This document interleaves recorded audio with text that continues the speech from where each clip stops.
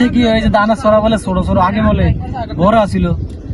আরে দানের সরা বড় কিতাব অনেক দানের সরা তো তোর সাইরাম মূল দানের কাহিনী। আমার নানা শামসু চেয়ারম্যান আছিল, বাংলাদেশ ইউনিয়ন 17 বছর চেয়ারম্যান আছিল।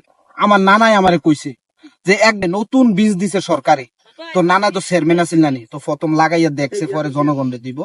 ওহন এই ধান গাছ লাগানি এক ধান গাছ কলা গাছের লাইনি বলে উঁচু হয়েছে।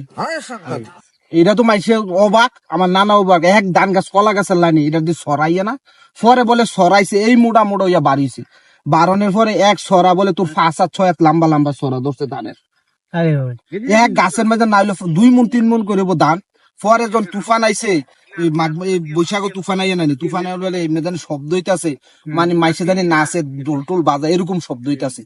তখন নানার এক বাসমুরা আছিল, এই বাসমুরা এত উঁচা উঁচা আছিল, মানে ইন্ডিয়া যখন হেলিকপ্টার দিত ইন্ডিয়া দিয়া, এই বাসমুরার উপরে নানা চেয়ারম্যান আছিল নানি, লাল নিশাল টাঙ্গাই রাখতো, মানে বাসমুরার উপরে দিয়া হেলিকপ্টার বিমান না জানে লাগে, কারণ বাসমুরাত লাগিয়া যাইব, হেলিকপ্টার তার বেশি উপরে দিয়া যায় না, মাইজা আকাশও যায়, দেওয়া জানি যায়।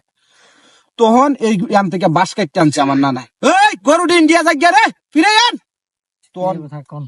তখন এই বাসমুরা থেকে বাস কাটতে আনছে আইনা, এই বাস প্রত্যেকটা বাস একটা ইয়ার লগে ধানের সরার লগে একটা বাস দিয়া ঠিয়া দিয়া রাখছে, এরকম দান হইছে।